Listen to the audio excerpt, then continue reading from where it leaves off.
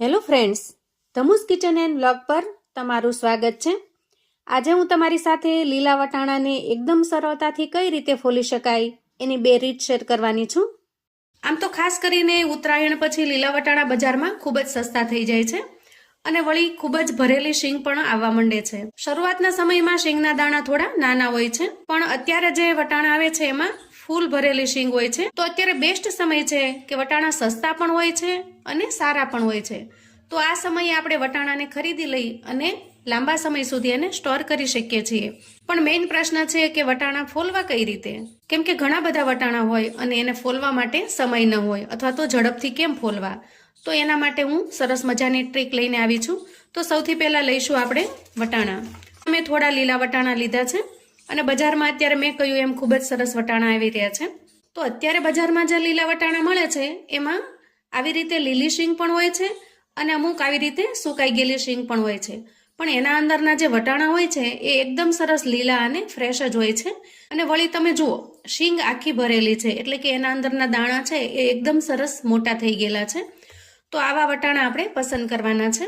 સૌથી પહેલા તો આપણે વટાણા છે એને ધોઈ લેશું, જેથી કરીને એના અંદરની માટી, ધૂળ, કચરો, ગંદકી આ બધું જ આપણે દૂર કરી શકીએ। તો અહીંયા મેં વટાણાને ધોઈ લીધા છે। હવે આપણે ગેસ ઉપર એક તપેલી મૂકીશું અને અડધી તપેલી ભરી અને પાણી મૂકીશું। આ પાણીને આપણે ગરમ થવા દેવાનું છે, ઉફાળ આવી જાય ત્યાં સુધી આપણે એને ગરમ થવા દઈએ।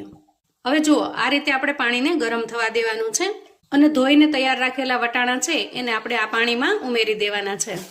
હવે વટાણાને આપણે ગરમ પાણીની અંદર 1 મિનિટ જેવા રહેવા દઈશું। થોડી વાર ઢાંકણ ઢાંકી અને 1 મિનિટ માટે આપણે ગરમ પાણીમાં રહેવા દઈએ। અંદાજે 1-8 મિનિટ થાય એટલે આપણે ઢાંકણને લઈ લેશું। તો અહીંયા 1-8 મિનિટ જેવું ગરમ પાણીમાં રાખીશું એટલે વટાણાની છાલ છે એ ઉપરથી ઢીલી થઈ જાય છે। વધારે સમય નહીં રાખીએ, કેમ કે વટાણાને આપણે કૂક નથી કરવાના, આપણે એની ઉપરની છાલ છે એને થોડી નરમ જ બનાવવાની છે। તો હવે આપણે ગેસને બંધ કરી દઈશું। હવે તપેલીનું જે ગરમ પાણી છે એને આવી રીતે ફટાફટથી આપણે દૂર કરી લેશું અને વટાણાને ફરી આપણે તપેલીમાં નાખી દઈશું। વટાણાને તપેલીમાં લીધા પછી આપણે એમાં ઠંડુ પાણી નાખી દઈશું, જેથી કરીને અંદરની કુકિંગ પ્રોસેસ છે એ અટકી જશે। આ રીતે ફરીથી આપણે આખી તપેલી છે એને પાણીથી ભરી દઈશું। હવે અહીંયા વટાણાની છાલ એટલી સરસ નરમ થઈ ગઈ છે કે તમે એક હાથની મદદથી જ વટાણા ફોલી શકશો। તો આ રીતે આંગળી અને અંગૂઠાની મદદથી સહેજ પ્રેસ કરવાથી વટાણા આપોઆપ ખુલ્લી જશે, જુઓ, અને એની મેળે આપોઆપ ફોલાઈ જાય છે। તો અહીંયા તમે એક હાથની મદદથી આરામથી બધા જ વટાણા ફોલી શકો છો અને ખૂબ વધારે ઝડપથી ફોલવા હોય તો આ રીતે તમે 2 હાથની મદદ લઈ શકો છો। તમે જુઓ, વટાણાને આપણે ગરમ પાણીમાં ગરમ કર્યા એટલે ઉપરની છાલ એકદમ સરસ નરમ થઈ ગઈ છે અને વટાણા આપોઆપ એમાંથી બહાર નીકળી જાય છે। તો વટાણાને તમારે લાંબા સમય સુધી સ્ટોર કરવા છે અથવા તો ખૂબ ઝાઝા વટાણા છે એને ઝડપથી ફોલવા છે તો આ ટ્રીક તમે અજમાવી શકો છો। તમને વિશ્વાસ નહીં આવે મિત્રો કે તમે માત્ર થોડી વારમાં જ ઘણા બધા વટાણા ફોલીને તૈયાર કરી શકશો। જુઓ, ફટાફટથી ફોલાઈને તૈયાર થાય છે અને અહીંયા તમે વટાણાનો દાણો પણ જોઈ શકો છો, એ અંદરથી બિલકુલ કૂક થયો નથી, જુઓ એકદમ કાચો છે। મતલબ કે આવી રીતે વટાણાને ગરમ કરવાથી અંદરના જે દાણા છે એ બિલકુલ કૂક થતા નથી, ખાલી ઉપરની છાલ નરમ પડે છે। ખાસ તો આપણે એ વાતનો ખ્યાલ રાખવાનો છે કે જ્યારે વટાણાને આપણે પાણીમાં ગરમ કરીએ ત્યારે ઓવરકુક ન થઈ જાય। જો ઓવરકુક થઈ જશે તો વટાણા બફાઈ જશે। તો અહીંયા તમે જુઓ, મોટા ભાગના વટાણા છે એ બહાર નીકળી ગયા છે અને ખાલી છાલ વધી છે। તો આ રીતે અંદર ને અંદર જ તમે આમ આસાનીથી ફોલીને રાખી શકો છો। તો અહીંયા બધી જ છાલ છે હું કાઢી લઉં છું। હવે વટાણા છે એને પાણીમાંથી કાઢી લઈશું અને એને આપણે એક ટોવેલ પર આવી રીતે સૂકવી દઈશું, જેથી કરીને એની ઉપરનું બધું જ પાણી છે એ સુકાઈ જાય। તમે 10-15 મિનિટ માટે પંખા નીચે પણ રાખી શકો છો તો પણ પાણી ઝડપથી ઉડી જશે।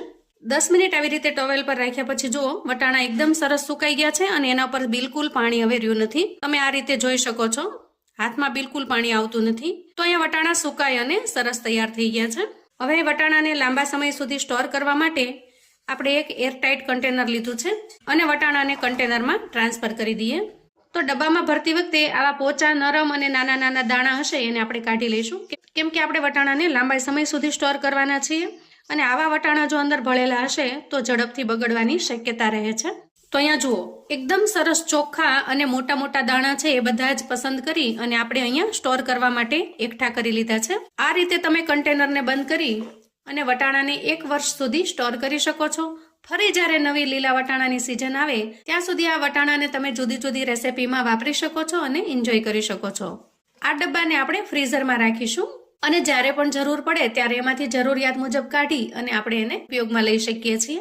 ત્યાર પછી હવે વટાણા ફોલવાની બીજી એકદમ સિમ્પલ અને સરળ રીત હું તમારી સાથે શેર કરું છું, જે ખરેખર તમને ખૂબ જ પસંદ આવશે.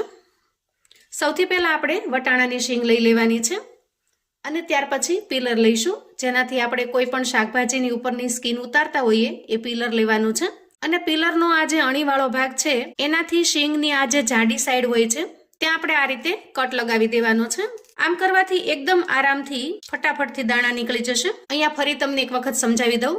આ રીતે આપણે વટાણાની શીંગ લઈશું. શીંગનો જે પાછળનો નહીં પણ આગળનો જે ભાગ હોય છે ત્યાં પીલરની મદદથી આ રીતે એક કટ લગાવી દેવાનો અને બસ આરામથી બધા જ વટાણા નીકળી જશે. પહેલી જે રીત છે એની અંદર તમારે ખૂબ ઝાઝા બધા વટાણા ફોલવા હોય, સ્ટોર કરવા માટેના ફોલવા હોય તો એ રીત તમે અજમાવી શકો છો. બાકી રૂટીનમાં તમારે શાક બનાવવા માટે જો ફટાફટથી વટાણા ફોલવા હોય તો આ રીત એના માટે એકદમ બેસ્ટ છે. કેમ કે ખૂબ જ ઝડપથી ફટાફટથી માત્ર એક કટ લગાવવાથી તમે આખી શીંગને ફટાફટથી ફોલી શકો છો. જુઓ, સહેજ ખાલી અડાડશો ત્યાં જ દાણા નીકળી જશે અને બિલકુલ વાર નહીં લાગે આ રીતે. તો મિત્રો, અહીંયા મેં લીલા વટાણા ફોલવાની 2 રીત તમારી સાથે શેર કરેલી છે, જે ખરેખર તમને રૂટીનમાં ખૂબ જ ઉપયોગી થાય એવી છે. તો આવું અવનવું જાણવા માટે ચેનલ પર જો તમે નવા છો તો ચેનલને સબસ્ક્રાઇબ કરો. વિડીયો ગમે તો લાઈક અને શેર કરો. તમારા સગા સંબંધી મિત્રોને પણ આ વટાણાને ઝડપથી ફોલવાની અને સ્ટોર કરવાની જે રીત છે એને શેર કરજો, જેથી કરીને એ લોકો પણ વટાણાને લાંબા સમય સુધી સ્ટોર કરી શકે અને ઝડપથી ફોલી પણ શકે. કોમેન્ટમાં મને ચોક્કસથી જણાવજો મિત્રો કે આજની રેસિપી તમને કેવી લાગી છે. ફરી મળીએ એક નવી રેસિપી સાથે. ત્યાં સુધી આવજો મિત્રો.